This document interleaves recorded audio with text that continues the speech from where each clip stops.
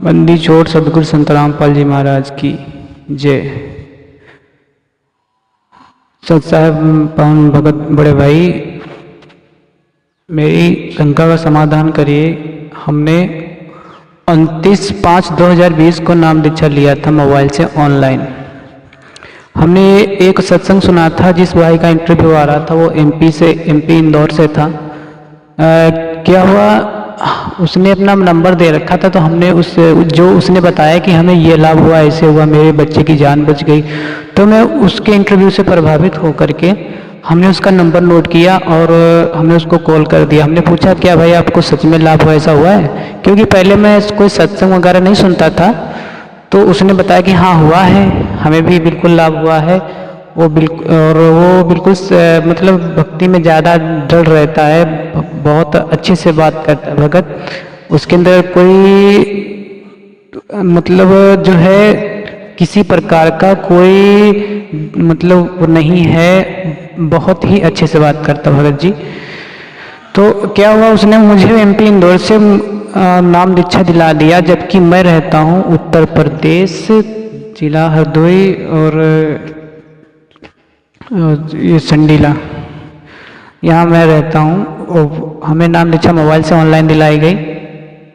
तो मेरा ना उसने मंत्र वंत्र सब से दे दिए थे, मोबाइल पे भेज दिया था, व्हाट्सअप कर दिया था। हम उनका जाप कर रहे थे, बस 2-4 दिन ही जाप किया था, हमें ज़्यादा नहीं पता। तो उसने 11 नियम बता दिए, नियम हमने कहा ठीक है फॉलो करेंगे।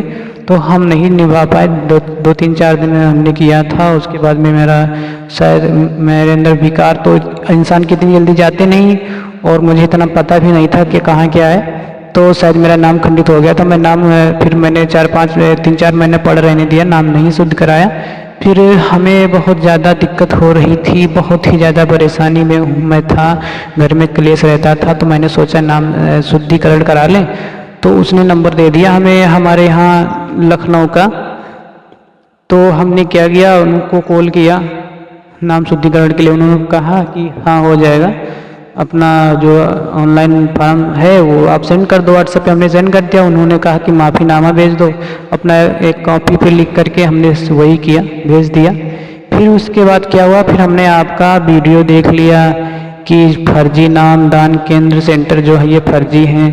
तो हमारे अंदर फिर एक मतलब शंका उत्पन्न हो गई कि ये फर्जी जब हैं, तो जब फर्जी ही हैं तो कैसे भक्ति चलेगी, कैसे मैं भक्ति कर पाऊँगा। तो इसलिए मैं आपके सारे वीडियो देखता हूँ और मैं आपके वीडियो का बेसब्री से इंतज़ार भी करता हूँ, क्योंकि आपके वीडियो में वो सारी बातें होती जो मेरे अंदर बैठी होती हैं। हर एक वो मेरे बातों का जवाब होता है जो आपके वीडियो में होता है। सारा टोटल वीडियो आपका देखता हूँ, जो भी 2.5-3-4 घंटे का होता है, सब बिल्कुल निकाल के देखता हूँ आपके सारे वीडियो सर भगत जी। तो बताइए मैं क्या करूँ, मैं भक्ति करना चाहता हूँ और मैं बहुत ही ज़्यादा दिक्कत में हूँ। मेरे घर में बहुत ज़्यादा क्लेश रहता है, लड़ाई झगड़ा भी होता है, और आपके सारे वीडियो भी देखता हूँ, बहुत ध्यान से देखता हूँ, सत्संग भी सुनता हूँ। और फिलहाल जैसे आपने बताया कि ज्योति जलाते रहो, तो मैंने ज्योति जला देते हैं और 2 टाइम की आरती करते हैं। लेकिन नाम शुद्धिकरण हमने नहीं कराया, फर्जी नामदान सेंटर सुन के। तो हमारे बड़े भाई इसका शंका का समाधान करो कि मैं क्या करूं, कृपया करके मुझे कुछ तो बताइए, जवाब दीजिए भगत जी। जय बंदी छोड़ सतगुरु संत रामपाल जी महाराज की जय। सत साहिब भगत जी। भाई जो गुरु बचन पे डट। बंदी छोड़ सतगुरु रामपाल जी महाराज जी की जय हो। सतसाई भगत जी, बड़े भैया दास आपको नहीं जानता है, नहीं पहचानता है, और आप जी ने अभी अभी व्हाट्सएप के जरिए अपनी जो जानकारी दी है उसी आधार से दास आपको पहचान पा रहा है। भगत जी, आपने अपनी जो शंका जाहिर की है और आपने बताया कि व्हाट्सएप के जरिए कानपुर नामदान सेंटर वालों ने या लखनऊ नामदान सेंटर वालों ने आपसे कहा कि नाम शुद्ध हो जाएगा, आप व्हाट्सएप पर अपना फॉर्म भेज दीजिए और व्हाट्सएप पर अपना माफ़ीनामा भेज दीजिए। भगत जी, हमें नहीं पता था आज से पहले कि एक और नया ड्रामा सतलोक आश्रम मैनेजमेंट हरियाणा वालों ने शुरू कर रखा है। पहला ड्रामा तो इन्होंने ऑनलाइन नाम दीक्षा का शुरू किया, और दूसरा ड्रामा अब ये नाम शुद्धिकरण भी ऑनलाइन ही करवा रहे हैं, वो भी व्हाट्सएप पे नाम शुद्धिकरण। वहाँ माफ़ीनामा लिख के भेजो और तुरंत अपना नाम शुद्धिकरण कराओ। बहुत ही अच्छा इन्होंने सिस्टम शुरू किया है। हमें तो पता ही नहीं था पहले कि भगत समाज इस सुविधा का भी काफ़ी समय से लाभ उठा रहा है। तो बड़े भाई, आपने अपनी जो शंका जाहिर की है, ऐसी शंका केवल आपकी नहीं है, आप जैसे हजारों नहीं लाखों की संख्या में भगत समाज की ऐसी शंकाएं हैं। और इसका रीज़न यही है कि ये माया के लोभी सतलोक आश्रम मैनेजमेंट हरियाणा वाले, इनका मकसद केवल जैसे तैसे भगत समाज को नाम दीक्षा दिलवाना है, और नाम दीक्षा दिलवा के जितना जल्दी हो सके उसे अपने जाल में फांसना है। उसको पीले पर्चे का आदेश दिखाकर कि ज्योति 2100 रुपये की, पाठ 15,000 रुपये का, आज यहाँ रैली, आज वहाँ धरना, आज वहाँ प्रदर्शन, आज ब्लड डोनेशन का कैंप, आज देह दान का कैंप, आज वहाँ जाटों की सभा में जाना है, आज बीजेपी को वोट डालना है, आज कांग्रेस को वोट डालना है, परसों आनंदपाल सिंह की सीबीआई जांच करवानी है, उसके बाद में फिर पद्मावती फिल्म को बैन करवाना है। पता नहीं कितने ड्रामे पिछले 6 वर्षों में इन लोगों ने तरह तरह के संगत में किए हैं। तो संगत का ये दोगला आचरण हो गया, संगत का स्वभाव ही चेंज हो गया, दोगला स्वभाव हो गया संगत का। जब गुरुजी के ज्ञान सुनती हैं तो उन्हें सब कुछ सही लगता है, और जब इन लोगों के माध्यम से, इन एजेंटों के माध्यम से, इन सतलोक आश्रम मैनेजमेंट हरियाणा वाले दलालों के माध्यम से जब वो पीले पर्चे वाले आदेश सुनती है, या इनके कोऑर्डिनेटर या नामदान संचालकों के माध्यम से जब कोई मनमुखी आदेश सुनती है, तो बेचारी दूसरी तरफ डाइवर्ट हो जाती है, संभलने का मौका ही नहीं मिलता। अगर थोड़ा बहुत कुछ सोचने की कोशिश भी करती है तो कहती थी ज़्यादा मत सोचो, परमात्मा की लीला चल रही है, ज़्यादा सोचोगे तो नाम खंड हो जाएगा। तो भगत जी, आज आपने एक नई जानकारी दी हमें कि व्हाट्सएप के माध्यम से भी लोगों का नाम शुद्ध हो रहा है। इन्होंने तो परमात्मा के नाम को स्विगी और जोमोटो की तरह गांव गांव घर घर में बेचने का पूरा इन्होंने प्लान बना लिया है। और अब आपकी जो समस्या भगत जी नाम शुद्धिकरण की, कि नाम शुद्ध कैसे हो भगत जी मेरा, भगत जी देखिए, सबसे पहले हमें इस ज्ञान को समझना पड़ेगा, इस ज्ञान को हमने पहचानना पड़ेगा। आत्मा और परमात्मा के बीच में तीसरा कोई नहीं है। अगर कोई है तो केवल उस परमेश्वर का ही ज्ञान है, जो आत्मा और परमात्मा को आपस में जोड़ता है और फिर अनवरत अंतिम समय तक उसको जोड़े ही रखता है। तो आत्मा और परमात्मा के बीच में कोई एजेंट नहीं है। इस बात को सतगुरुदेव जी ने समझाने के लिए ब्रह्मा विष्णु महेश जी का एक बहुत ही अच्छा उदाहरण दिया है। परमेश्वर ने बताया कि जब प्रथम बार वो कबीर परमेश्वर इस पृथ्वी लोक पे आए, तो क्योंकि मालिक तो अंतर्यामी होता है भगत जी, सारा सिस्टम उन्हीं का सेट किया होता है, तो परमेश्वर सबसे पहले ब्रह्मा विष्णु महेश जी के पास गए, ज्ञानी ऋषि का रूप बना के। परमात्मा ने ब्रह्मा विष्णु महेश जी को प्रथम नाम दिया, तीनों को अपना शिष्य बनाया। गुरुजी ने बताया कि ब्रह्मा जी को परमेश्वर ने ओम नाम दिया, विष्णु जी को हरियम नाम दिया, और शंकर जी को परमेश्वर ने सोहम नाम दिया। उसके बाद परमेश्वर नीचे के लोक में आए। नीचे के लोक में आके फिर उस परमेश्वर ने बाकी सभी जीव आत्माओं को अपने सतलोक की जानकारी दी, और जिस आत्मा का इस भक्ति से जुड़ने का इंटरेस्ट था, उस आत्मा को कबीर परमेश्वर ने वही नाम दिए जो उन देवी देवताओं के थे भगत जी। अब देखो ये कितनी बड़ी रजा परमेश्वर की, क्योंकि मालिक को पता था कि मेरा असली नाम, मेरा असली सार नाम तो कुछ और है, लेकिन जब तक ये आत्माएं उस सार नाम तक पहुंचेगी, उस सार नाम प्राप्त करने तक पहुंचेंगी, जब तक इनका भक्ति लेवल इतना होगा, ये इस भक्ति से इतनी परिपूर्ण होंगी कि ये मेरे सार नाम तक पहुंचें, तब तक इन आत्माओं को नीचे के लोगों की भक्ति करनी थी, नीचे के देवताओं की इनको भक्ति करनी थी, ताकि उस नाम तक ये पहुंचें। और तब तक, जब तक उस नाम तक पहुंचे, तब तक ये ज्ञान को इतना आधार बना लें कि वो नाम प्राप्त करने के बाद, वो अजरो अमर, वो सार नाम प्राप्त करने के बाद इन आत्माओं के मन में किसी प्रकार का कोई भी विक्षेप, स्वयं काल भी पैदा ना कर सके। तो उसके लिए परमेश्वर ने वही नाम हमारे को दिए, प्रथम नाम उन्हीं देवताओं के, क्योंकि हमें परमेश्वर ने भक्ति के साथ साथ यहाँ की सुख सुविधाएं भी दिलवानी थी, क्योंकि बिना यहाँ की सुख सुविधाओं के भगत जी हम यहाँ भक्ति नहीं कर सकते, क्योंकि ये अर्थ लोक है, ये आर्थिक लोक है भगत जी, माया का लोक है ये। बिना काम धंधे के, बिना पैसे के, बिना उदर पूर्ति के भगत जी यहाँ जीव भक्ति भी नहीं कर सकता। तो परमेश्वर ने कितनी बड़ी दया की, जो नाम परमात्मा ने हमें देने थे और जो लाभ परमेश्वर ने ब्रह्मा विष्णु महेश जी के माध्यम से ही, क्योंकि यहाँ का जो सिस्टम है, जो मैनेजमेंट बना हुआ है इस पृथ्वी लोक का, 21 ब्रह्मांड का, उसके माध्यम से ही परमात्मा अपना सारा काम करते हैं। तो जो नाम परमेश्वर ने हमें यहाँ दिए, जो 7 नाम देते हैं, वही नाम परमेश्वर उन देवताओं को वहां दे के आ गए। अब क्या होगा भगत जी कि जैसे ही हम लोग इन मंत्रों का जाप करेंगे तो ये उन देवी देवताओं के वास्तविक मंत्र हैं, और जैसे ही हम इस नाम का जाप करेंगे तुरंत उनके अंदर रिएक्शन शुरू हो जाएगा, क्योंकि वही नाम उनके पास और वही नाम हमारे पास। तो जैसे ही हम इन नामों का मर्यादा में रह के, गुरु मर्यादा में रह के भगत जी, बिना मर्यादा के नहीं, गुरु मर्यादा में रह के जब हम इन नामों का जैसी विधि गुरुदेव ने बताई है सुरती नृत्य से, जब हम इनका उस तरीके से जाप करेंगे तो तुरंत भगत जी इन मंत्रों का रिएक्शन ऊपर उन देवताओं के होगा जिनको परमेश्वर ने ज्ञानी ऋषि के रूप में जाके वो मंत्र दिए थे। जिस प्रकार एक मोबाइल की ब्लूटूथ से दूसरे मोबाइल की ब्लूटूथ हम कनेक्टेड कर देते हैं और जो सामग्री हम भेजना चाहते हैं उसी मोबाइल में जाती है, तो परमेश्वर ने सबसे पहले ब्रह्मा विष्णु महेश जी का ब्लूटूथ ऑन किया, उसके बाद ये मंत्र देके परमात्मा ने हमारा ब्लूटूथ ऑन कर दिया। और जब तक हम उस परमेश्वर के सार नाम के लायक नहीं हो जाएंगे, उस भक्ति के लायक नहीं हो जाएंगे, तब तक परमेश्वर इन नीचे के देवी देवताओं का ये साधना करवाकर हमें यहाँ के सुख सुविधा प्रदान करवाते रहेंगे, क्योंकि परमेश्वर ने हमें इनके वास्तविक मंत्र दे दिए जिन मंत्रों से ये देवी देवता आकर्षित होते हैं। बाकी दुनिया तो हरिओम, गणेशाय नमः, शंकराय नमः, विष्णुवाय नमः, पता नहीं क्या क्या जाप करती रहती है, लेकिन वास्तविक मंत्र जो परमेश्वर ने बताए वो यही है भगत जी। अब भगत जी हमें समझना यह है, हमारी बात आत्मा और परमात्मा की चल रही थी कि आत्मा और परमात्मा के बीच में कोई एजेंट नहीं है। बस 2014 के बाद या उससे कुछ समय पहले ये सतलोक आश्रम मैनेजमेंट हरियाणा वाले जबरन आत्मा और परमात्मा के बीच में दलालों की भूमिका निभा रहे थे, ठेकेदारों की भूमिका निभा रहे थे, एजेंटों की भूमिका निभा रहे थे। और इस भूमिका को समाप्त करने के लिए क्योंकि जिस प्रकार हम आत्माओं के बीच में और ब्रह्मा विष्णु महेश जी के बीच में कोई एजेंट नहीं है, परमेश्वर ने किसी भैरव भूत को निमित्त नहीं बनाया बीच में कि भाई बीच में अगर इनका इंटरनेट डिस्कनेक्ट हो जाए तो तुम इनका वापस जोड़ देना, इनका रिचार्ज कर देना। किसी को निमित्त नहीं बनाया परमात्मा ने, कोई दलाल बीच में खड़ा नहीं किया। डायरेक्ट जो हमें परमेश्वर ने मंत्र दिए हैं, जब हम वो मंत्र करेंगे तो डायरेक्ट सीधी ब्रह्मा विष्णु महेश के दिल में जाके घंटी बजेगी।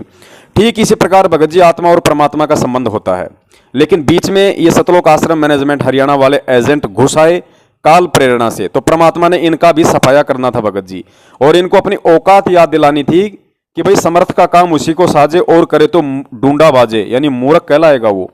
और इसका उदाहरण हमें परमेश्वर ने सृष्टि रचना में दिया, क्योंकि भगत जी जब परमेश्वर ने प्रथम बार सृष्टि रचना करनी चाहिए सतलोक में, तो परमात्मा ने सबसे पहले वो भार अचिंत को सौंपा। क्यों सौंपा? क्योंकि परमेश्वर उनको अपनी औकात याद दिलाना चाहते थे कि तुम सर्वे सर्वा नहीं हो, ठीक है तुम मेरे वचन के पुत्र हो, मेरे शब्द के पुत्र हो, तुम्हारे पास अथाह पावर है, लेकिन तुम वो समर्थ नहीं हो जो मैं हूं। तो परमात्मा ने सृष्टि रचना करने से पहले उनको अपनी औकात याद दिलानी थी सतलोक के मैनेजमेंट को। तो परमेश्वर ने अचिंत को अपनी शब्द शक्ति दी और कहा कि चलो सृष्टि रचो। अचिंत तुरंत तैयार हो गया कि ठीक है परमात्मा मैं रचता हूं। लेकिन भगत जी यहां विचार करने की बात है, इस सृष्टि रचना की संपूर्ण जानकारी अचिंत को भी नहीं है, परमेश्वर के उन 16 हंसों को भी नहीं है भगत जी, क्योंकि परमेश्वर ने ऊपर के लोकों की रचना करने के बाद ही उनको सतलोक में आके उत्पन्न किया था, अपने शब्द से सर्जन किया था। लेकिन आज हमारा सौभाग्य है कि परमेश्वर इस नीचे के लोक में आकर, इस गंदे लोक में आकर हमें पूरी सृष्टि अनामी लोक से लेकर सतलोक तक की परमेश्वर ने जानकारी दी है। तो अचिंत ने हाँ भर ली, और अचिंत ने अपनी शब्द शक्ति से गुरुदेव ने बताया कि उसने अक्षर पुरुष की उत्पत्ति की। अक्षर पुरुष मानसरोवर जो कि वहां का अमल की तालाब है, उसमें जाके सो गया भगत जी, गहरी नींद आ गई, कई युग बीत गए। अचिंत के चाहने पर भी वो नहीं जागा, तो अचिंत ने हार कर परमेश्वर से प्रार्थना की कि हे परमात्मा मेरी बस की बात नहीं है सृष्टि रचना करना। तो परमेश्वर ने कहा बेटा तेरी बस की बात थी भी नहीं है, लेकिन तुझे तेरी औकात भी याद दिलानी जरूरी थी कि तुम कल को बीच में खड़े ना हो जाओ टांग अड़ा के कि परमात्मा सृष्टि रचना करना कौन सी बड़ी बात थी, ये तो हम भी कर सकते थे। तो इसी प्रकार भगत जी ये जो डीवीडी से नाम दीक्षा की जो प्रक्रिया है, ये परमेश्वर ने 2005 में ही शुरू कर दी थी। शुरू करने का मतलब परमेश्वर ने डीवीडी 2005 में ही बना के रख दी थी, लेकिन देने का आदेश किसी को नहीं था, क्योंकि परमेश्वर कहते हैं कि पुस्तकों में लिख देना कुछ और बात है और आगे नाम उपदेश देना कुछ और बात है। लेकिन ये लोग इन चीज़ों को समझ नहीं पाए। ये परमेश्वर को अपनी तरह एक जनमानुष समझते थे, एक आम व्यक्ति समझते थे। इन्होंने गुरुदेव को सलाह देना शुरू कर दिया। ये लोग बात बात पे सलाह दिया करते थे गुरुदेव को आश्रम में, क्योंकि गुरु मानुष कर जानते ते नर कहिए अंत। गरीबदास जी महाराज जी ने अगर ये वाणी लिखी है तो वाणी का कोई मतलब भी होगा। वाणी का मतलब है कि गुरु बनाकर गुरु को कोई मानुष भी समझेगा। तो वो इन लोगों ने समझा, और इन लोगों की सहमति से, इन लोगों के परामर्श के आधार पे, क्योंकि परमात्मा ने इनको इनकी औकात याद दिलानी थी, संगत को इनकी हकीकत याद दिलानी थी, परमेश्वर ने लाल और लालड़ी की पहचान करवानी जरूरी थी। परमात्मा को तो सब पता था, वो तो अंतर्यामी है। उनको तो जब मैनेजमेंट बना भी नहीं था, ये मार्ग शुरू भी नहीं हुआ, तो उससे पहले भी सारा सिस्टम का पता था कि आगे चल के ऐसा ऐसा होगा, इस तरीके से सारी घटनाएं घटित होंगी। तो भगत जी जिस प्रकार हमें गुरुजी ने बताया, वो जो लाल और लालड़ी की जो कहानी हमें परमात्मा ने बताई, कहानी आप सब जानते हैं, मैं ज्यादा गहराई में नहीं जाऊंगा। कहने का मतलब है कि उन बच्चों के ताऊ को पहले ही पता था कि ये जो बच्चे लेके आए हैं ये लाल नहीं, ये लालड़ी है, और इसकी कीमत बिल्कुल भी नहीं है, जबकि लाल तो करोड़ों का होता है। लेकिन ताऊ नहीं चाहता था कि बच्चे नाराज हों, और ताऊ ये चाहता था कि बच्चे आगे चल के इस बिजनेस में कहीं घाटा ना खा जाएं, कोई इनको ठग ना ले। तो बच्चे स्वयं लाल और लालड़ी की पहचान करें। बच्चे जब सेठ के पास जाएंगे, सेठ इनको धमकाएगा कि नालायक, ये नकली लेके आ गया, ये लालड़ी लेके आ गया, ये तो लाल नहीं है। तो बच्चों को परख हो जाएगी कि लाल कैसा होता है और लालड़ी कैसी होती है। और वैसा ही किया, बच्चों को समझ में आई। फिर ताऊ ने कहा कि बेटा मेरे को तो पहले भी पता था कि ये लाल नहीं लालड़ी है, लेकिन अगर मैं कह देता तो तुम्हारे समझ में नहीं आती। ठीक वही कहानी है भगत जी सतलोक आश्रम मैनेजमेंट हरियाणा और अपने परिवार वालों के विषय में, रिश्तेदारों के विषय में, और इन मनवस कोऑर्डिनेटरों के विषय में। परमात्मा को सब कुछ पहले से पता था कि ये कितने सही हैं, कैसा इनका स्वभाव है, कैसा इनका चरित्र है, कैसे इनके आचार और विचार हैं। लेकिन परमात्मा अपने मुख से कहकर किसी को भी नाराज नहीं करना चाहता। परमात्मा चाहता कि किसी भी तरीके से, चाहे ये दुष्ट हो चाहे नालायक हो, ये भक्ति पे लगा रहे, कभी तो इसको सद्बुद्धि आएगी। लेकिन भगत जी ये काल एजेंट थे, इनका काम केवल संगत का सत्यानाश करना था, सद्बुद्धि इनको नहीं आनी थी। तो परमेश्वर ने वही किया। मालिक तो अंतर्यामी था, लेकिन परमात्मा संगत को ही इनके काले कुकर्मों को उजागर करवाना चाहते थे। परमेश्वर चाहते थे कि मेरे बच्चे जो भोले हैं, जो श्रद्धालु हैं, वो खुद इस सतलोक आश्रम मैनेजमेंट हरियाणा, मेरे बेटा बेटी, मेरे परिवार वालों की हकीकत से रूबरू हों। क्योंकि इस भक्ति मार्ग में सबसे ज्यादा यदि कोई कांटा होता है, सबसे ज्यादा यदि कोई बाधा उत्पन्न होती है, तो भगत जी वो अपनों की होती है। और ये उदाहरण है, कबीर परमेश्वर ने जिस कमाल को, मुर्दे को जीवित किया, उसको अपना बेटा समझ के पाला, लालन पालन किया, उसको शिक्षा दीक्षा दी, भगत जी वही आगे चल के काल एजेंट सिद्ध हुआ। फिर आगे चल के धर्मदास जी के खुद का बेटा नारायण दास, उसने परमेश्वर के ज्ञान को स्वीकार नहीं किया, उल्टा विरोध कर दिया। गरीबदास जी महाराज जी का परिवार देख लीजिए, नानक जी का परिवार देख लीजिए, और महापुरुषों का सिस्टम देख लीजिए, और स्वयं सतगुरु रामपाल जी महाराज जी को देख लीजिए। काल भगवान ने छोटे भाई को ही अपना एजेंट बना के उसी परिवार में साथ साथ भेज दिया। और आज सर्वविदित है, सबको पता है कि जितनी भी आरक्षणबाजी, राजनीतिबाजी, कुक्रम, भक्तों को लठों से मारना, गालियां निकालना, SC ST, पता नहीं कितने कुक्रम इन्होंने करवाए हैं भगत समाज के। गुरुजी के आड़ में ज्योति पाठ, दान का पैसा हड़पना।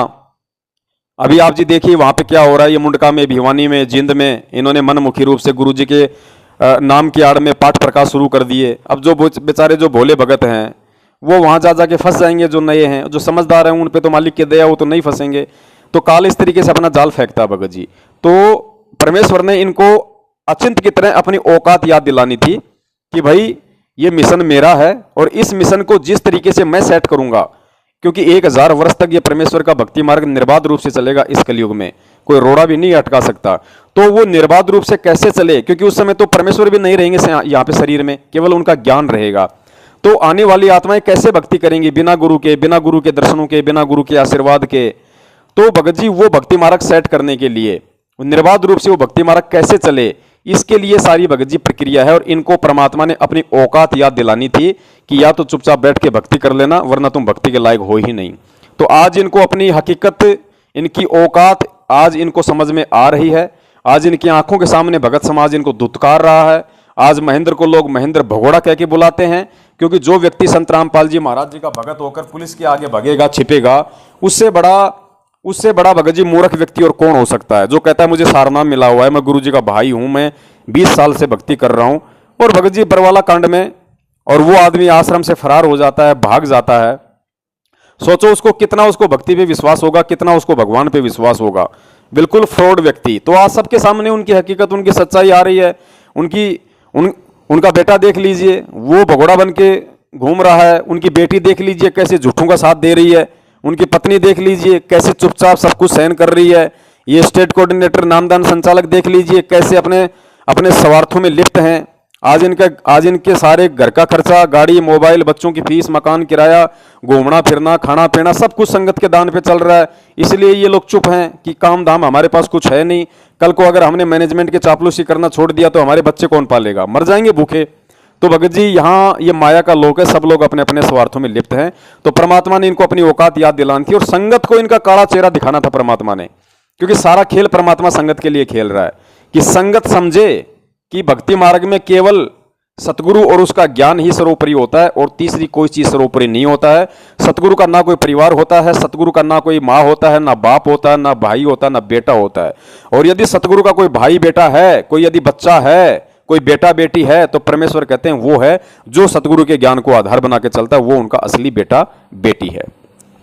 तो भगत जी इसी प्रकार परमात्मा ने इनको अपनी औकात याद दिलानी थी और वो औकात परमेश्वर धीरे धीरे संगत को दिखा रहे हैं। संगत भी डाइवर्ट हो रही है, संगत की भी समझ में आ गया, क्योंकि 6 साल से इन्होंने जिस कदर हिसार तारीखों पे भेज भेज के धरने, रैलियां, इन प्रदर्शनों में भेज भेज के संगत के जो घुटने इन्होंने तुड़वाए हैं, अब संगत के भी घुटने टूट गए, जवाब दे गए।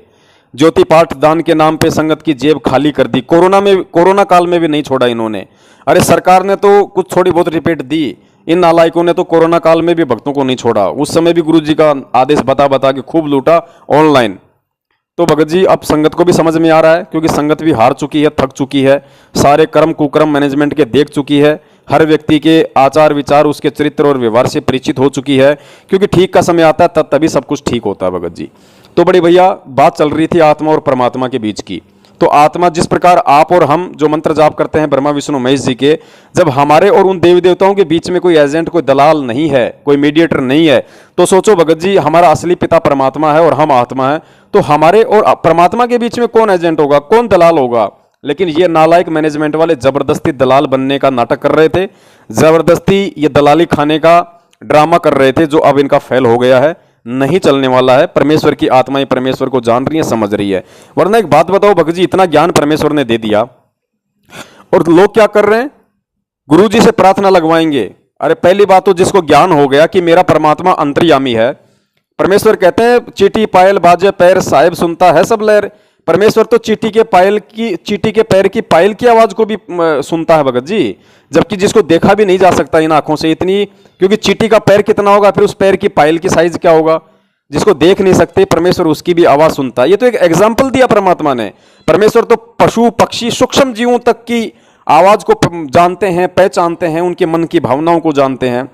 तो यदि सतगुरु रामपाल जी महाराज जी को संगत ने परमात्मा मान लिया होता, उन्हें अंतर्यामी मान लिया होता, तो भगत जी आज ये नौबत न आती, प्रार्थनाओं के नाम पे मैनेजमेंट को अरबों खरबों में ठगने का मौका ही ना मिलता। लेकिन कमी ये संगत की रही कि संगत परमेश्वर को परमेश्वर नहीं मान पाई, उनको अंतर्यामी नहीं मान पाई। जिस प्रकार औरंगजेब ने लोगों की फरियाद सुनने के लिए अपने महल के आगे एक बहुत बड़ा एक घंटा बांध दिया और उसके एक रस्सी बांध दी जो मेन गेट के पास छोड़ दी, जो भी फरियादी आता उस रस्सी को खींचता, घंटा बजता, औरंगजेब को पता चलता। अरे हमारे पिता औरंगजेब नहीं है भाई, उनको समझाने के लिए घंटा बजाने की जरूरत नहीं है। घंटा मतलब सतलोक आश्रम मैनेजमेंट हनियारा वालों को बीच में दलाल बनाने की आवश्यकता नहीं है, ये घंटे का काम कर रहे हैं ये लोग। तो क्यों बार बार ये घंटा बजाते हो भाई, क्यों बार बार घंटा बजा के खुद भी डिस्टर्ब होते हो, दूसरों को डिस्टर्ब करते हो। वो परमेश्वर है, वो अंतर्यामी है, वो सबके मन की बात जानता भाई। जब द्रौपदी का चीरहरण हुआ तो उसको किसी कोऑर्डिनेटर ने फोन नहीं किया था कि उसको विष्णु साहू एमपी वाले ने फोन किया हो कि परमात्मा द्रौपदी का चीरहरण हो रहा है उसको बचाओ, तब परमात्मा आया था? या प्रहलाद भगत को किसी जो है मतलब कि गुरु जी की बेटी ने जाके वहां बताया था कि परमात्मा प्रहलाद के साथ में अन्याय हो रहा है? लेकिन वहां भी परमेश्वर आया। टटीरी के बच्चों का महाभारत के युद्ध में परमेश्वर ने इंद्र के हाथी का घंटा तोड़ के रक्षा की। क्या किसी वकील ने बताया था परमात्मा को? एपी सिंह वकील ने जाके सूचना दी थी। भगत जी हमने सबसे पहले भगवान को समझना पड़ेगा, परमात्मा को समझना पड़ेगा, और जब परमात्मा को समझ जाएंगे तो एजेंटगिरी सारी ऑटोमेटिक समाप्त हो जाएगी। या तो ये मैनेजमेंट खुद ही अपने आप में फेल हो जाएगा या नष्ट हो जाएगा, या फिर इनके समझ में आ जाएगा तो ये बैठ के एक आम भगत की तरह ये लोग भक्ति करेंगे।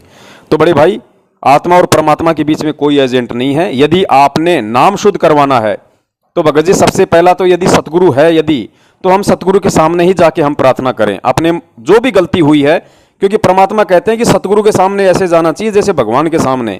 यदि वहां तुमने कोई छल कपट कर दिया, अपने मन की कोई बात छुपा दी, परमात्मा लाभ नहीं देगा। जिस प्रकार मरीज व्यक्ति डॉक्टर से यदि अपना रोग छुपाएगा तो डॉक्टर उसका क्या इलाज करेगा, ठीक उसी प्रकार भगत जी परमेश्वर के सामने हमें खुल के बोलना पड़ता है कि परमेश्वर आपके इस नीच दास से ये गलती हुई है, परमात्मा आप जी यदि उचित समझो तो परमेश्वर दास पे दया करो। तो अगर सतगुरु आश्रम में हो तो हम जाके उनसे इस तरह की प्रार्थना करें। अब चूंकि हमारे गुरुदेव हिसार में हैं तो उनसे मिलना लगभग नामुमकिन है फिलहाल। अब यदि कोई त्रुटि हो जाए तो हम क्या करें भगत जी? अब अगर कोई त्रुटि हो जाए तो वही आत्मा और परमात्मा का संबंध काम आएगा, जो परमेश्वर ने पिछले 20 मिनट से भूमिका बनवाई है कि आत्मा और परमात्मा के बीच में कोई एजेंट नहीं है। इस ज्ञान आधार से हमें, क्योंकि हमने परमेश्वर को परमेश्वर मानना पड़ेगा। यदि हम परमात्मा को परमात्मा मान लेंगे, अंतर्यामी मान लेंगे कि परमात्मा तो मेरे मन के अंदर जो सोच मैं सोच रहा हूं, उस सोच के उत्पन्न होने से पहले ही उसको मालूम पड़ गया था कि मैं क्या सोचने वाला हूं। जब हम सतगुरु रामपाल जी महाराज जी को इस कदर मानने लगेंगे, उसके बाद भगत जी नाम शुद्ध करवाने के लिए गुरुदेव की अनुपस्थिति में आपको किसी भी काल एजेंट के नामदान केंद्रों पे जाने की जरूरत नहीं है, किसी भी नामदान केंद्र वाले के पास जाने की जरूरत नहीं है। उसके बाद जैसी आपकी अंदर की भावना होगी, क्योंकि आपने जो गलती की है, उस गलती के बाद आपने जो पश्चाताप किया होगा, आपने क्या सोच रखा है, आप खाली फॉर्मेलिटी कर रहे हैं, ड्रामा कर रहे हैं कि एक बार नाम शुद्ध करवा लूं फिर वापस लग जाऊंगा। नहीं भगत जी, सतगुरु रामपाल जी महाराज जी कहते हैं कि परमेश्वर आत्मा की पुकार सुनता है, मन की बकवाद नहीं सुनता। और आत्मा से यदि आप पुकार कर रहे हो अपनी किसी गलती की, तो गुरु जी कहते हैं चाहे एवरेस्ट की चोटी पे जाके बैठ के कर ले, परमात्मा वहां भी स्वीकार कर लेगा। और मन की बकवाद चाहे गुरु जी के सामने जाके बोल दो, परमात्मा अंतर्यामी है, नाम शुद्ध नहीं करेगा। वो करवा भी देगा तो भी नाम शुद्ध नहीं होगा। ये परमेश्वर का विधान है। तो बड़े भैया, किसी भी काल एजेंट के पास में नाम शुद्ध करवाने की जरूरत नहीं है, जब तक सतगुरु रामपाल जी महाराज जी हिसार जेल से नहीं आ जाते हैं। यदि कोई छोटी मोटी त्रुटि हो जाती है, क्योंकि भगत जी ये काल भगवान का लोक है, परमेश्वर को अच्छे से पता है कि मेरे बच्चे कितनी भक्ति कर सकते हैं इस काल लोक में। क्योंकि परमेश्वर कहते हैं कि पग पग पैयो तक तक मारक काल कसाई बाणा। ये वर्तमान समय में, क्योंकि इसको पता है कि जीव वर्तमान में ही पार हो सकते हैं, तो वर्तमान समय में उस परमेश्वर की आत्माओं की भक्ति को खंडित करवाने के लिए ये साम दाम दंड भेदिया, उससे भी कोई घटिया काम होगा, कर्म कुकर्म होगा, ये सारी चाल वो चलेगा भगत जी। क्योंकि ये आत्मा, हम आत्माएं उनका आहार हैं और अपने भोजन को इतनी आसानी से ये छूटने नहीं देगा। तो बड़े भैया, यदि कोई छोटी मोटी त्रुटि हो भी जाती है तो भगत जी उस त्रुटि को माफ करवाने के लिए हम भगत जी हृदय से, आत्मा से अपनी गलती का पश्चाताप करें कि ये परमेश्वर मुझ नीचे वास्तव में ये बहुत बड़ी गलती हुई है और परमात्मा मुझे मेरी गलती का बहुत बड़ा पश्चाताप है। खाली जुबान से नहीं भगत जी, दिल में भी होना चाहिए पश्चाताप, क्योंकि परमात्मा अंदर की बात को पकड़ता है, जुबान की बात को नहीं पकड़ता परमात्मा। अब जैसे दास बोल रहा है और बोलते बोलते यदि दास के मुख से यदि कोई उल्टा शब्द निकल गया और भाव मेरे अच्छे हैं, तो परमेश्वर भाव को पकड़ते हैं भगत जी, जुबान को नहीं पकड़ता। तो बड़ी भैया, इस तरीके से हमने बिल्कुल निर्मल होकर, बिल्कुल पाक पवित्र होकर, और जो भी गलती हमसे हो गई हो, चाहे छोटी चाहे बड़ी, उस गलती का यदि हमें पछतावा है कि वास्तव में मुझ नीच से बहुत बड़ी गलती हुई है, ये गलती मुझसे नहीं होनी चाहिए थी, और यदि फिर हम भगत जी उस परमेश्वर को अपने घर पे जहां हमने उसका दरबार बना रखा है, वहीं हम परमेश्वर को हृदय से हम दंडवत प्रणाम करें और अपनी गलती की परमात्मा से, आत्मा से, हृदय से हम क्षमा याचना मांगे। भगत जी उसी क्षण यदि आपका हृदय यदि स्वच्छ है, आपको अपनी गलती का पश्चाताप है, भगत जी यकीन मानना प्रार्थना में बड़ा दम होता है। परमेश्वर आपके क्षमा याचना मांगने से पहले ही आपको माफ कर चुके होंगे। ये इस भक्ति का विधान है, रूल है भगत जी। क्योंकि परमात्मा आत्मा की सुनता है, मन की बकवाद नहीं सुनता है। गुरुदेव ने कितने हमें सत्संगों में समझाया, कितना हमें सत्संगों में बताया, क्योंकि परमेश्वर को पता था कि वो समय आगे आएगा। और भगत जी इस भक्ति मार्ग में ज्ञान को आधार बना के ही सूक्ष्म चालों से, काल भगवान की सूक्ष्म चालों से बचा जा सकता है। परमेश्वर ने हमें क्या बताया भगत जी कि पहले ये लोग जंगल में चले जाते थे, गहरी गुफाओं में चले जाते थे, वहां जाकर तप करते थे। फिर गुरुदेव ने बताया कि भाई जंगल में भगवान कोई जानवर थोड़ी है जो किसी ने परमात्मा को जो मतलब पेड़ों के बांध रखा होगा कि वो तो जंगल में मिलेगा और कहीं मिलेगा ही नहीं। परमात्मा तो कण कण में व्याप्त है। उससे लाभ लेने के लिए प्रथम तो गुरु बनाओ, गुरु बना के फिर मर्यादा में रह के भक्ति करो। परमात्मा सर्वत्र है, सारे लाभ देगा, वो अंतर्यामी है। तो ठीक इसी प्रकार भगत जी यदि किसी से कोई गलती हो जाती है तो विचार करना चाहिए कि भगवान ना ही तो कोई पशु है, ना ही भगवान कोई निर्मल है, ना ही भगवान कोई दुर्बल है।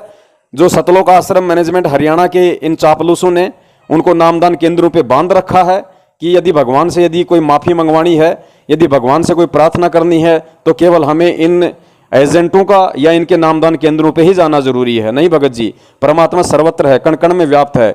यदि हम प्रार्थनाओं के लिए या अपनी गलती की माफ़ी के लिए यदि हम इन एजेंटों के माध्यम से यदि हम प्रार्थना लगवाते हैं कि मैं पहले सबसे पहले इन एजेंटों से प्रार्थना करूंगा, फिर ये एजेंट ऊपर हिसार में प्रार्थना करेंगे, फिर हिसार से जेल में प्रार्थना जाएगी, फिर उस मालिक को मालूम पड़ेगा, फिर परमात्मा उधर से हिसार में जवाब देगा, हिसार वाले फिर दिल्ली में जवाब देंगे, दिल्ली वाले फिर कोऑर्डिनेटर को जवाब देंगे, कोऑर्डिनेटर से फिर हमारे को जवाब मिलेगा। तो बड़े भैया ये चेन सिस्टम, ये जो मार्केटिंग है ना, MLM सिस्टम है, ये हमने तोड़ना है। परमात्मा इसी को तोड़ने के लिए आते हैं भगत जी। हमारे और परमात्मा के बीच में कोई एजेंट नहीं है बड़े भैया। अगर हम हृदय से अपनी किसी भी गलती की समायाचना अपने परमपिता परमेश्वर से करते हैं तो परमेश्वर तुरंत क्षमा करते हैं भगत जी। क्योंकि परमेश्वर कहते हैं दास गरीब दयालु है, वो डिगे बंधावे धीर। वो जब जीव का जब हृदय टूट जाता है, जब उसके भाव कमजोर पड़ने लग जाते हैं किसी गलती के कारण किसी भी चीज से, तो परमेश्वर तो दयालु है भगत जी। वो परमेश्वर तो दया का सागर है। वो परमेश्वर हमारी हिम्मत बंधाता है भगत जी। वो इतना दयालु, 650 साल पहले परमेश्वर ने हम सब की परीक्षा ली, हम सब फेल हो गए। परमेश्वर को पता था कि ये फेल हो चुके हैं, अब ये सतलोक नहीं जा सकते इस जन्म में भगत जी। उसके बाद भी परमात्मा ने 25 साल तक और सत्संग किए। लगभग परीक्षा लेने के बाद भी लगभग 20-25 साल तक परमेश्वर ने काशी में सत्संग किए। और हम सारे के सारे निकम्मे जो उनसे दूर हो चुके थे, धीरे धीरे धीरे फिर हम उनके पास हम वहीं पे जाने लग गए, सत्संग सुनने लग गए। और परमेश्वर क्या क्या कहा करते थे, बच्चों भक्ति करो, मर्यादा में रहो, सब चलेंगे, विमान आएगा, सतलोक चलेंगे, सब पार होंगे। लेकिन परमात्मा को तो पहले से मालूम था कि ये फेल हो चुके हैं। फिर भी वो परमात्मा हम नीचों की हिम्मत बंधा रहा था कि चलो 10-20 साल तक और कुछ भक्ति करेंगे, मेरी सेवा करेंगे तो और मानव जन्म प्राप्त करने के लायक बनेंगे। तो भगत जी वो परमात्मा इतना दयालु है, जबकि आज तो ठीक का समय है, आज तो पार करने का समय है भगत जी। क्या आज वो परमेश्वर हमें वो छूट नहीं देगा? क्या आज वो परमेश्वर हमारी गलतियों को क्षमा नहीं करेगा? अवश्य करेगा, जहां तक उसने अपना विधान बना रखा है। विधान के खिलाफ तो परमात्मा भी नहीं जाएगा भगत जी। और परमेश्वर ने भगत जी पूरा विधान बना के छोड़ दिया है। जिस प्रकार परमेश्वर कहते हैं कि परमात्मा ने एक बीज बनाया, किसी भी पेड़ का, किसी भी फल का, किसी भी सब्जी का, उस बीज में परमात्मा ने अपना विधान डाल दिया, अपनी शब्द शक्ति डाल दी कि इस तरीके से इस बीज का पूरा विकास होगा। ये इसको जमीन में दबाया जाएगा, फिर इसमें पानी डालेंगे, खाद डालेंगे, फिर ये अंकुरित होगा, फिर ये पौधा बनेगा, फिर बेल बनेगी, बेल के फिर पत्ते आएंगे, फिर इसके फूल आएंगे, फिर इसके घियां लगेगी, घियां की फिर सब्जी बनेगी। तो भगत जी अब उस बीज को जमीन में डाल के परमात्मा 24 घंटे उसकी चौकीदारी नहीं करता कि क्या क्या होगा, क्या क्या नहीं होगा। वो उसने डाल दिया अपना पूरा विधान, वो बीज बनेगा ही बनेगा। ठीक इसी प्रकार भगत जी परमात्मा ने हम आत्माओं को यहां भेजने से पहले भक्ति का विधान बना के छोड़ दिया था। और वो विधान परमात्मा ने सत्संगों के माध्यम से सतगुरु रामपाल जी महाराज जी ने हमें आके पूरा बता दिया है कि ऐसे ऐसे भक्ति करोगे, ऐसे ऐसे मर्यादा में रहोगे, ऐसे ऐसे मेरी आन कान में चलोगे तो तुम्हें लाभ होगा, तुम्हें फायदा होगा, परमात्मा तुम पे प्रसन्न होगा। और यदि मेरी मर्यादाओं से हटके चलोगे तो तुम्हें कोई लाभ नहीं होगा। मैं समर्थ होकर भी तुम्हें किसी प्रकार का कोई लाभ नहीं दे पाऊंगा। वरना जिस बाप की आंखों के सामने बच्चा मरता हो, क्या बाप देख लेगा? लेकिन सतगुरु रामपाल जी महाराज जी देख रहे हैं। महाराष्ट्र से लगभग 1 साल पहले 2 बस भर के रोहतक में सारनाम लेने जा रहे थे। राजस्थान के नागौर में सुबह के 3 बजे रोड पे काला सांड आ गया, ड्राइवर को दिखाई नहीं दिया, गाड़ी पेड़ से टकरा गई। 13 लोग मरे भगत जी वहां पे, बच्चे समेत 13 भगत मरे वहां पे। उनमें सतनामी भी थे, उनमें सारनामी भी थे, उनमें प्रथम नामी भी थे। 2-3 का तो भगत जी सिर धड़ से अलग हो गया, किसी का हाथ टूट के अलग हो गया, किसी का पैर कट गया। भगत जी क्या ऐसी दुर्गति से कोई भी बाप अपने बच्चों की मौत को देख सकता है? लेकिन फिर भी वो परमात्मा देख रहा है। क्यों देख रहा है? क्योंकि काल भगवान के साथ परमात्मा का वचन था। और परमात्मा अपने वचन का पक्का होता है भगत जी, वो अपने वचन को नहीं काटता। काल भगवान ने कहा था कि परमात्मा आप नीचे जाओगे, अपना ज्ञान दोगे, अपना विधान बताओगे, लेकिन जो आपके ज्ञान को स्वीकार करे, जो आपकी मर्यादा में चले, जो आपके विधान के अनुसार चले, वो आपका, अन्य को मत छेड़ना परमात्मा, वो मेरा होगा। तो भाई एक बात बताओ, जब वो भगत बेचारे भगवान के लिए रोहतक जा रहे थे सार नाम लेने, वो तो परमात्मा के लिए जा रहे थे, परमात्मा के नाम पे चले थे। कोई सत्संग भी कर रहा था उस गाड़ी में, कोई आरती भी कर रहा होगा, कोई मंत्र भी कर रहा होगा। फिर काल का दाव क्यों लगा? अब लोग ये कहेंगे यार वो तो भक्ति भी कर रहा था, सारे काम कर रहा था, नाम भी उसका नहीं खंड हो सकता क्योंकि भगवान के लिए सार नाम लेने जा रहा था, गुरु जी के आदेश अनुसार। फिर कैसे मौत हो गई? मौत इसलिए हो गई कि वो परमात्मा के विधान पे नहीं चले। ठीक है, उसके भाव अच्छे थे, उसकी श्रद्धा अच्छी थी, सब कुछ अच्छा था, लेकिन उसने परमात्मा के ज्ञान को ना समझकर, अच्छी तरीके से ज्ञान को आधार ना बनाकर, बीच में इन काल एजेंटों के साथ में वो जुड़ा हुआ था, इन दलालों के साथ में वो जुड़ा हुआ था। और ये दलाल हैं काल एजेंट। भक्ति परमात्मा की वो भगत भक्ति परमात्मा की कर रहे थे, नियम में वो परमात्मा के चल रहे थे, मंत्र वो परमात्मा के जाप कर रहे थे, लेकिन भगत जी दान किनको दे रहे थे?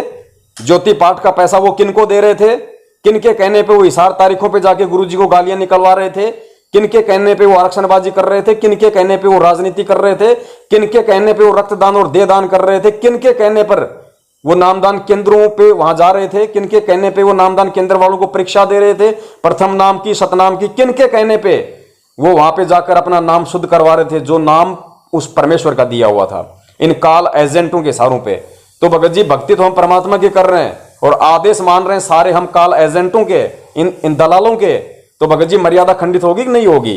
तो कहां से परमात्मा लाभ दे देगा? इसलिए ये काल ऐसी चाल चलता है ताकि लोगों को समझ में ना आए कि यार तो संत रामपाल जी के भगत थे, भक्ति भी कर रहे थे, ये तो गांव में सबसे पंगा ले रखा था, ये तो कोई भी नियम उनका खंडित नहीं करते थे, ना किसी शादी में जाते, ना किसी विवाह में जाते, ना कोई खाते ना पीते, फिर यार ये क्यों मर गए? तो दुनिया भी परमात्मा से दूर हो जाती है, जबकि दुनिया को ये नहीं पता कि इस आत्मा और उस परमात्मा के बीच में काल ने अपने ये दलाल छोड़ रखे हैं, नामदान केंद्र वाले, ये कोऑर्डिनेटर, उनका परिवार, ये दलाल हैं, ये एजेंट हैं उस काल भगवान के।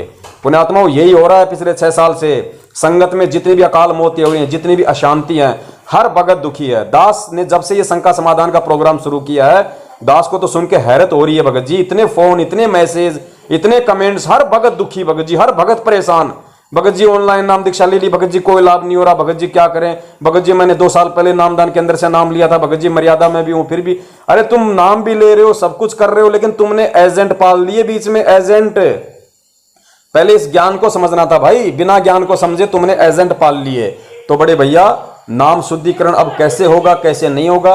उम्मीद करता हूं आप जी को समझ में आ गया होगा कि नामदान केंद्रों पे जाके नाम शुद्ध होगा, या फिर उस परमेश्वर को अंतर्यामी परमात्मा मानकर अपने घर पर हृदय से प्रार्थना करने से नाम शुद्ध होगा। क्योंकि भगत जी सुबह सुबह आप नित्य नियम करते हो, आरती करते हो, मंत्र जाप करते हो, सत्संग सुनते हो घर में, तो भगत जी हमको दीवारों के आगे थोड़ी कोई दंडवत प्रणाम करते हैं अपने घर पे। हम परमात्मा को साक्षी मान के प्रणाम करते हैं ना, हम परमात्मा को साक्षी मान के 3 टाइम की आरती घर पे करते हैं ना, हम परमात्मा को साक्षी मान के हमारे जो है मंत्र करते हैं ना, या फिर हम दीवारों के सामने दंडवत करते हैं, दीवारों के सामने आरती करते हैं, दीवारों को सुनाते हैं।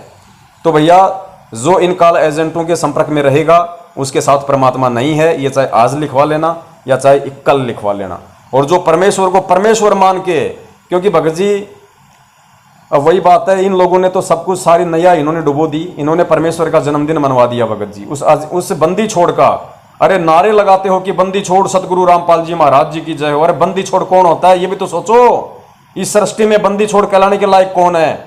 बंदी छोड़ वो होता है जो बंधनों से छुटकारा दिलवाता है, और बंदी छोड़ स्वयं कबीर परमात्मा होता है, जो अजन्मा स्वयंभू होता है, वो प्रकट परमात्मा होता है। तुम एक तरफ तो संत रामपाल जी महाराज जी को बंदी छोड़ कहते हो, और दूसरी तरफ तुमने उसी बंदी छोड़ कबीर साहब का, जो संत रामपाल जी महाराज जी के रूप में, उनका तुमने जन्मदिन मना दिया, उनकी जयंती मना दी।